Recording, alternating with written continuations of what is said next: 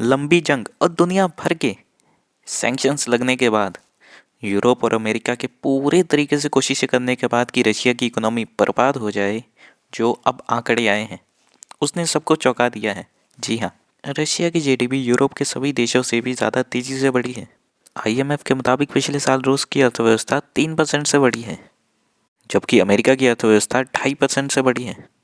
हालांकि रशिया के ऊपर यूरोप और अमेरिका ने दुनिया भर के सैंक्शंस लगा रखे हैं और ऊपर से रशिया युद्ध में पैसा लगा रहा है बहुत सारा, फिर भी इतनी ग्रोथ किसी अजूबे से कम नहीं।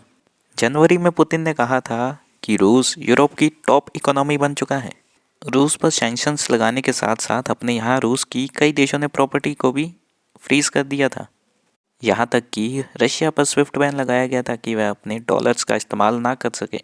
कोई और देश होता तो अब तक हार मान जाता, लेकिन ये पुतिन की जिद थी कि रशिया को किसी के सामने नहीं झुकना है। यूके और अमेरिका ने यहाँ तक किया कि रूस के आम नागरिक भी जो विदेशों में अपना पैसा रखते हैं वो वहाँ से ना निकाल सके, ताकि ये आम नागरिक पुतिन पर दबाव बनाए युद्ध खत्म करने के लिए। और रूस के बड़े बिजनेसमैन पर भी प्रतिबंध लगाए गए। यहाँ पर पुतिन के सबसे ज़्यादा करीबी जो बिजनेसमैन थे उन पर टारगेट किया गया, और जिन बिजनेस से रूस की इकोनॉमी चल रही थी उन पर भी प्रतिबंध लगाया गया था। और ये सब कुछ इसलिए किया गया था ताकि पुतिन प्रेशर में आकर पीछे हट जाए युद्ध से। लेकिन आयात कम होने का रूस को नुकसान की बजाय फ़ायदा हुआ। खाने पीने की चीज़ें जो रूस से बाहर जाया करती थी वो अब उनकी घरेलू मार्केट में खपत हो गई, और इसके साथ साथ जो बड़े ब्रांड्स रशिया से बाहर जा रहे थे उन्हें वहाँ के लोकल बिजनेसमैन ने खरीद लिया, और ये बिजनेसेस चलते रहे। इसके अलावा रूस ने इन कंपनीज के लिए एग्ज़िट को इतना मुश्किल बनाया था कि ये कंपनियां खुद ब खुद घाटे में चली गई रशिया से एग्ज़िट करने के बाद।